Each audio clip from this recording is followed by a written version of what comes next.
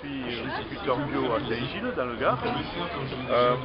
On a un procédé un petit peu original, car on a essayé de faire en sorte que notre agriculture biologique soit la plus innovante possible.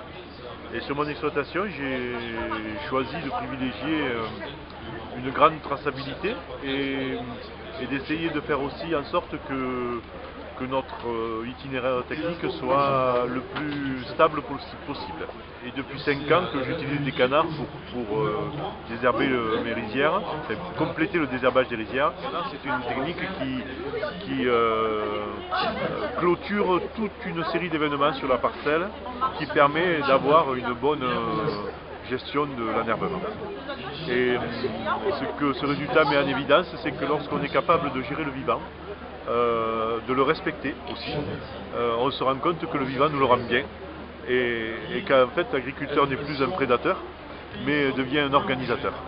On ne fait qu'un seul type de riz, c'est un riz long, semi-complet. Semi-complet parce qu'il a les vertus du riz complet, mais il a une capacité une rapidité de cuisson intéressante. Une variété qui s'appelle Arelat, c'est un riz qui a été créé en Camargue, c'est vraiment un produit du terroir. On a un type de riz qui est très goûteux, très parfumé.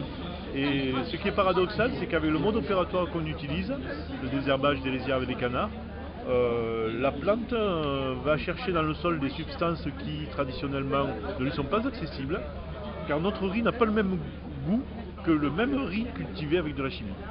Ça, c'est stupéfiant, on n'arrive pas à l'expliquer pour l'instant, mais ça met en évidence que la plante de riz a dans sa capacité génétique des richesses encore insoupçonnées. Voilà.